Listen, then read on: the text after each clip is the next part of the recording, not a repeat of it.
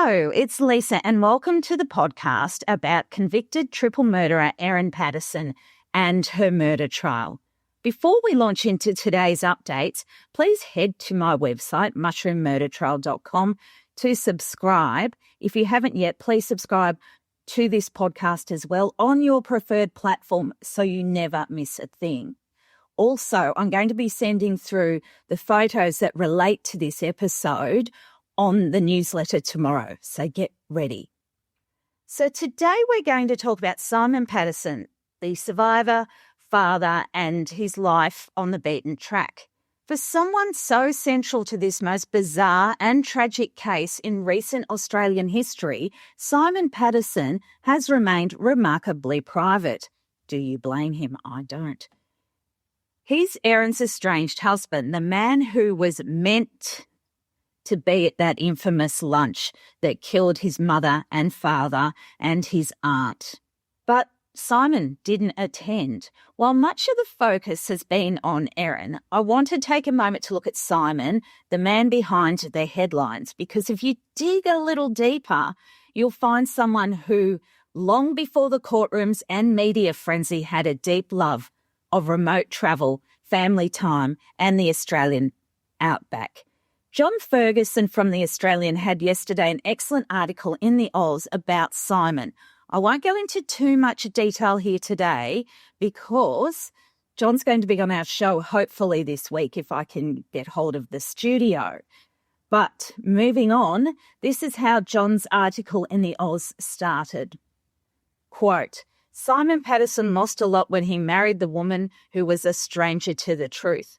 Erin Patterson could be aggressive, nasty, vindictive, manipulative, and lazy. Oh my God, she would hate that. Can you imagine? But she was also the ultimate contradiction if you believe the evidence. She could be a good mother, generous, at times, and bright, the Supreme Court heard. But how can a killer whose legacy is grief across two families and two communities ever be anything but bad? You'll have to excuse me now. It's absolutely pelting rain at the moment. I will try and get rid of most of it, but you'll have to forgive me.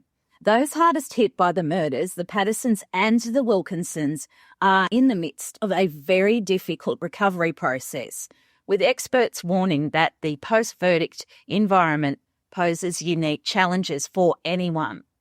To some of his friends, Simon was a victim of sustained domestic violence from a nasty and unpredictable wife who manipulated situations and the children to maintain power over him. Quote, Simon is a very good person, says one friend. He is decent and warm.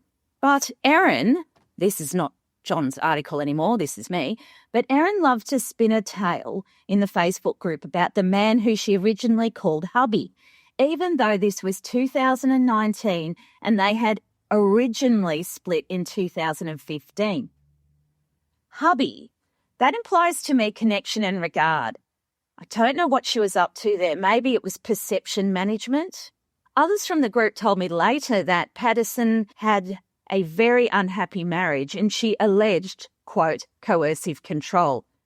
Looks like someone was giving herself away unintentionally there, in my opinion.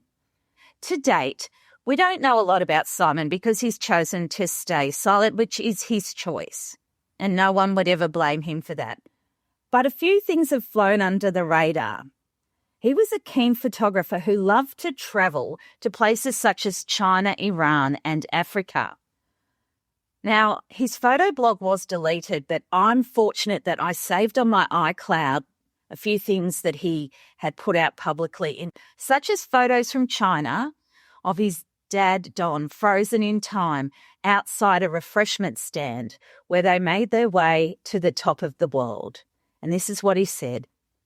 I've just come back from a trip to China, an amazing country with probably an extreme and a highly photogenic example of about every natural phenomenon there is.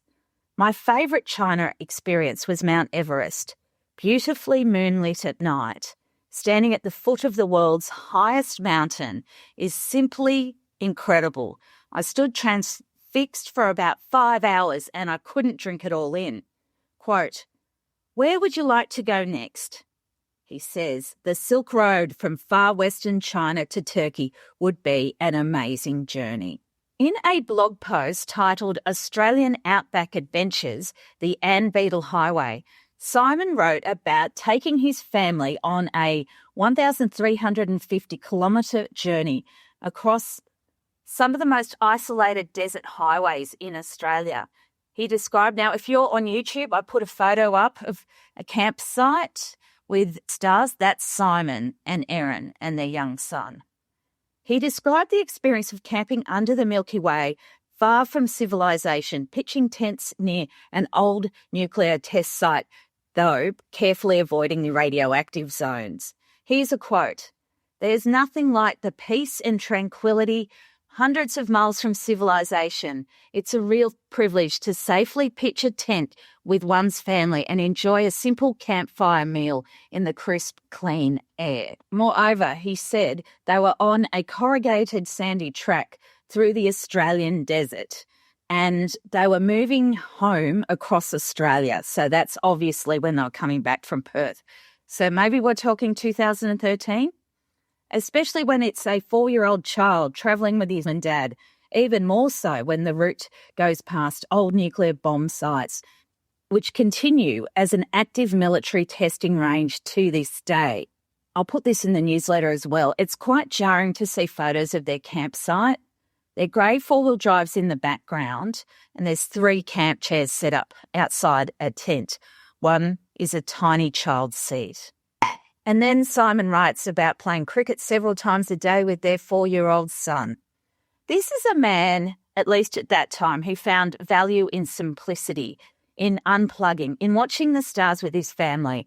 It's an image that's hard to reconcile with the horror that would unfold years later. Reports describe Simon as a quiet, decent man who is deeply religious.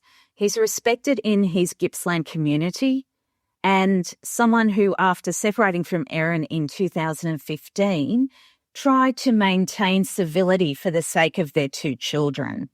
And yet there were questions. He'd been hospitalised in 2022 with a mysterious stomach illness. He wrote in a since-deleted Facebook post that he'd nearly died and had to be revived many times. In court, Simon became a crucial witness. He spoke with visible emotion about his parents and their faith. He confirmed that he'd fully cooperated with the police, handing over his devices and assisting the investigation. Simon never asked to be at the centre of this story, but here he is, a father, a son, and a survivor, not just of a toxic lunch, but of the fallout that followed. Now, it's interesting, in one of the photo blogs Simon's mentioned in, he describes himself as discovering the truth of things. Interesting. He is a very enthusiastic amateur photographer, and he wrote about being a volunteer photographer for a small town community magazine. That might have been the one that Erin coordinated, and so did Don and Gail Patterson, his parents. He was asked to shoot a newly repurposed meeting room. The challenge? The room was formerly a public toilet, making it a less than ideal subject. The task came with a tight deadline, just days after he returned from overseas. He also writes about Namibia. He describes Namibia in Africa as a great place for self-driving and camping with safe, comfortable accommodation. English and German are the common languages, and there's affordable food and fuel.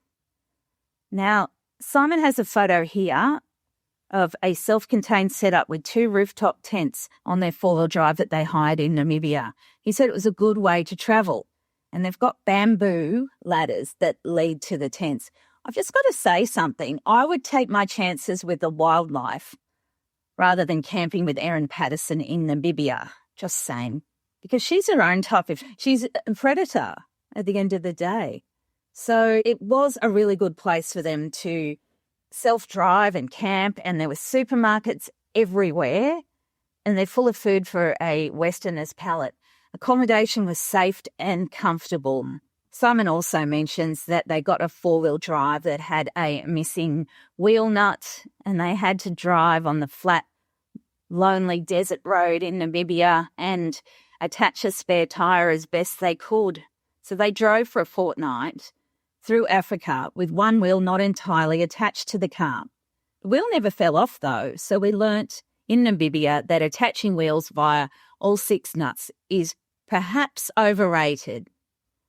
So thank you for listening. For more information, go to my website. Make sure you subscribe to the newsletter, mushroommurdertrial.com. I will be speaking with John Ferguson this week, so hope you tune in for that one. My social media, you can follow me there. That's linked in the show notes. And also, if you would like to reward me for all these hours of research and reporting and social media, you can buy me a coffee membership for just $5. And I would appreciate that so much, but only if you can afford it. This money goes towards editing, studio hire, liability insurance, equipment, sound and voiceovers. Plus, there's exclusive membership material on the site just for you that I'm going to update very soon. So thank you so much for listening today. I appreciate it so much, and I will speak to you very, very soon. Thank you. Goodbye.